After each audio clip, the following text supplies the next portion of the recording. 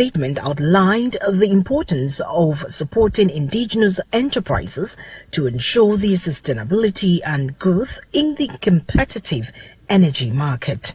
The LPG sector in Ghana has been a significant contributor to the country's economy, with substantial investment and a large workforce reliant on its stability. The association's action is intended to prevent any adverse impact on these investments and to maintain the sector's contribution to the national economy. They have therefore called on all LPG marketing companies to comply with the directive and demonstrate solidarity in effort to protect local businesses and jobs. The move is expected to send a strong message about the importance of supporting Guinean enterprises in the face of challenges posed by larger foreign-owned entities. Tallow oil recorded revenue of $759 million in the first half of 2024, down slightly from $777 million in the same period last year. The realized oil price after hedging increased to $77.7 per barrel from $73.3 per barrel in the first half of 2023. Gross profit rose significantly to $460 million from $351 million, while profit after tax jumped to $196 million, up from $70 million.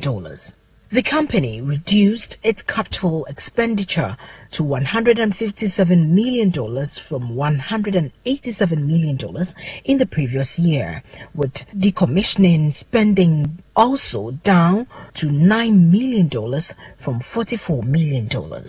Now, free cash flow was negative at $126 million compared to $142 million in the first half of 2023, reflecting the timing of tax payment and front-loaded capital expenditure. Net debt decreased to $1.7 billion as of 30th June 2024, down from $1.9 billion a year earlier, with cash gearing improving to 1.4 net debt from 1.7. Liquidity headroom remained steady at 0.7 billion. Tallow, however, expect 2024 group working interest production to be at the lower end of 62 and 68 range, primarily due to the underperformance of a Jubilee well that came on stream in February 2024. The company, however, anticipates a significant uplift in free cash flow in the second half of 2024, maintaining its full-year guidance of $200 to $300 million, oil price of $80 per barrel. Now, with legacy hedge rolling off in May 2024, Tallow has increased exposure to oil price upside with an average floor of $60 per barrel and a cap upsize of $112 per barrel for the second half. Now we move to Nigeria. The federal government in July approved a 150-day duty-free window to allow the importation of maize, husk brown rice and wheat as part of measures to combat rising food inflation across the country.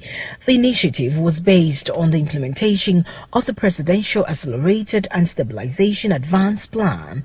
Speaking at the meeting of heads of security agencies in Abuja yesterday, the Comptroller General of Customs, Bashir Adeniyi, said the implementation of the policy would commence once the guidelines are ready. He explained that the delay experienced in the implementation of the policy was to ensure that the interest of all stakeholders, including farmers, were considered.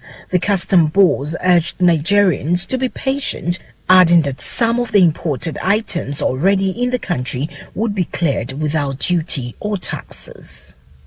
If you just join us, this is Maritime. Time and port news.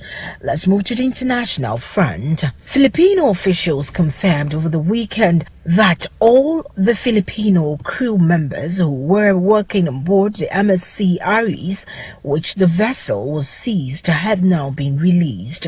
Department of Migrant Workers DMW Secretary Hans Kakdak told reporters they had kept the details quiet until seafarers returned to the Philippines, while thanking the ship owners and the government of Iran for their cooperation in the repatriation.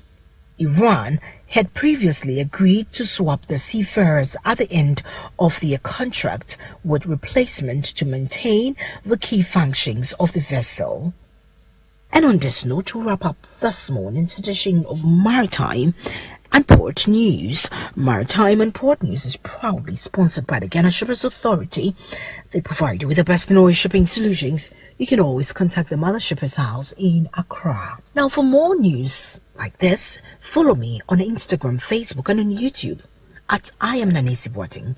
And my name is Nanesi Boateng, my producer, Kwekwa Boachi. Have a great day.